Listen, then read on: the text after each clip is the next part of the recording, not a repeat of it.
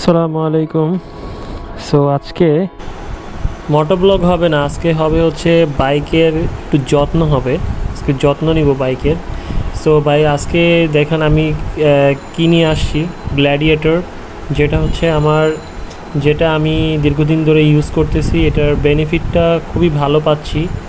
So এটার সুবিধাগুলো খুবই ভালো। যেমন আপনার বাইকের কোথাও যদি কোনো জং পড়ে থাকে তাহলে আপনি সেই জংটা পরিষ্কার করতে পারবেন। এবং বিশেষ করে এটা হচ্ছে আপনি যদি এটা চেনে ইউজ করেন, গ্ল্যাডিয়েটরের ডিরাস্ট লুব্রিক্যান্টটা, এটা যদি ইউজ করেন তাহলে আপনার চেনটা ক্লিন থাকবে এবং জং পড়া থেকে আপনি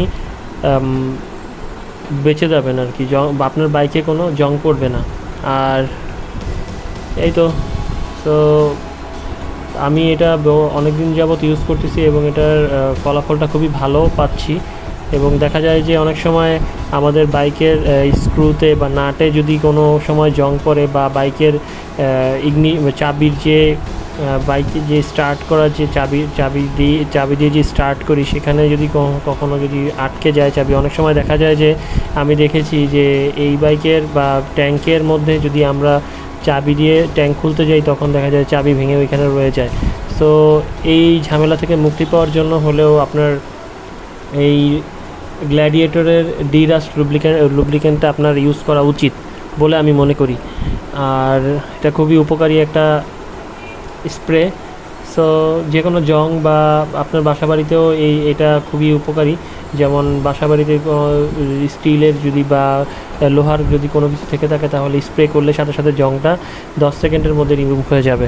এই যে দেখেন আমি এখন স্প্রে করতেছি আমার বাইকের চেনে। এটা হচ্ছে এটা আবার জং পরিষ্কার করে। সো ভাবছিলাম যে আমার ইয়ের মধ্যে দেখছিলাম যে আমার ডিস্কের মধ্যে দেখছিলাম একটু জং টং পড়ছে। সো চাইছিলাম যে ওইখানে একটু দিতে, পরে ওইখানে দিয়ে তো দেখি যে একদমই অবস্থা খারাপ। কারণ ওইখানে ভুলেও কেউ যদি ডিস্কের মধ্যে যদি এই স্প্রেটা করে তাহলে ব্রেক একদমই ধরবে না। সেই হলো অবস্থা। ভিতরে দিতে পারলে আর ভালো লাগতো, ভালোই তো আর কি ভিতরে দিতে পারলে।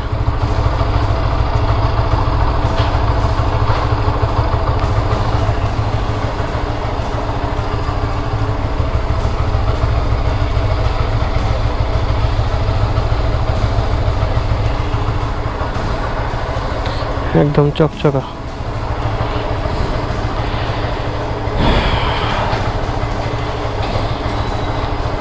সো ভিডিওটা ভালো লাগলে একটা লাইক, কমেন্ট এবং শেয়ার করে দিবেন।